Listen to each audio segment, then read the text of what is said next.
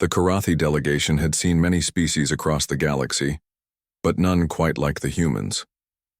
Ambassador Zexathul watched through his compound eyes as the bipedal creatures moved about their settlement with what appeared to be casual disregard for the countless dangers of Kepler 442b.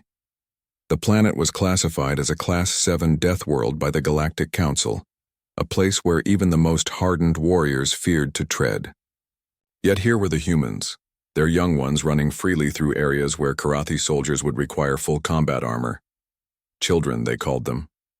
Small, soft creatures with no natural weapons, no chitinous plating, no venom sacs or electromagnetic shields. Zextul's mandibles clicked nervously as he observed their apparent vulnerability. "Your offspring seem unprotected," he remarked to Commander Sarah Chen, the human diplomat assigned as his guide.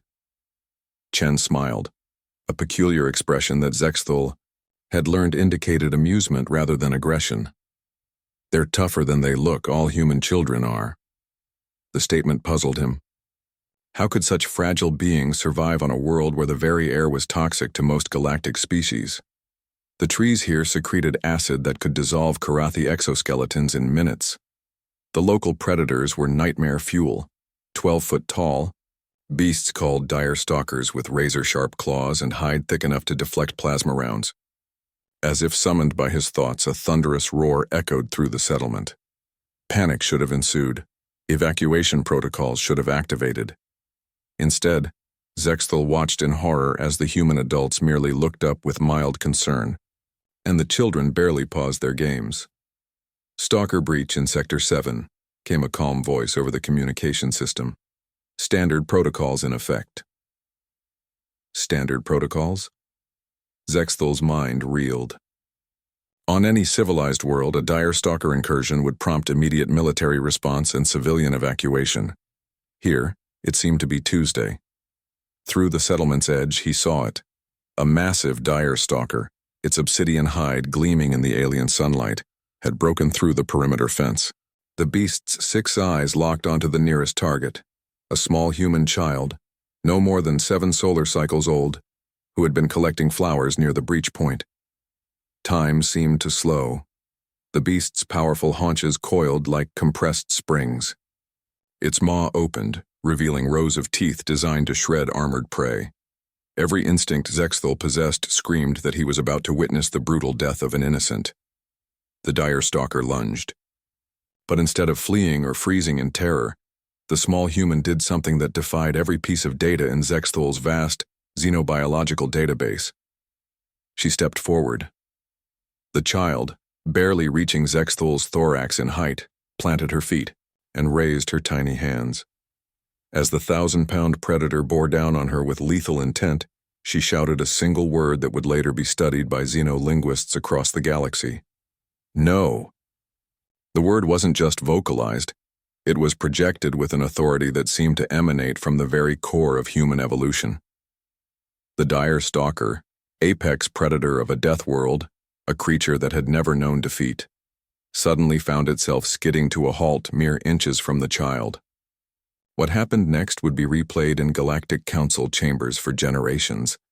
The little girl, unfazed by the beast's proximity, reached up and placed her hand on its scarred snout. "You're hurt," she said softly, her voice carrying the same inexplicable authority, but tempered with something Zextul's translator labeled as compassion. The dire stalker, killer of hundreds, destroyer of ecosystems, lowered its massive head and whimpered. Commander Chen appeared beside Zextul, completely unperturbed. "That's Maya," she said casually. "She's good with animals." "Good with..." Zextul's translator struggled with the concepts his mind was trying to process. "That creature could devour her in a single bite. Could, yes, won't though. Maya has that effect." As they watched, the child examined the beast's forepaw, finding a deep wound festering with infection. Without hesitation, she called out, "Mom, we need the first aid kit." Within minutes, a group of human adults had surrounded the dire stalker, not with weapons but with medical supplies. The creature, which moments before had been a rampaging killer, now lay docilely as humans cleaned its wounds and administered treatment. "This is impossible," Zexthul whispered, his vocal cords creating subsonic harmonics of disbelief. "No species can project such authority, such fearlessness in the face of certain death." Chen's smile widened. "Ambassador, you're thinking about it wrong. It wasn't fearlessness. Maya was never in danger." "How can you say that?" "The statistical probability." "Statistics don't account for human nature," Chen interrupted gently. "We didn't survive our way to the top of the food chain on Earth by being the strongest or the fastest. We made it because we could look at the most dangerous predators in our world and see them not as monsters, but as animals that could be understood, trained, sometimes even befriended." Zexthul watched as Maya scratched behind the dire stalker's ear ridges, the massive predator's tail wagging like some oversized pet. "Your species domesticated Deathworld apex predators as children?" "Maya's 7. By the time she's 18, she'll probably have half the dangerous species on this planet following her around like puppies." Chen paused, observing his shocked expression.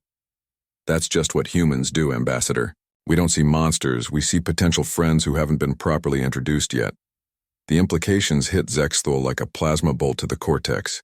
If human children could pacify dire stalkers with nothing but force of personality, what could adult humans accomplish?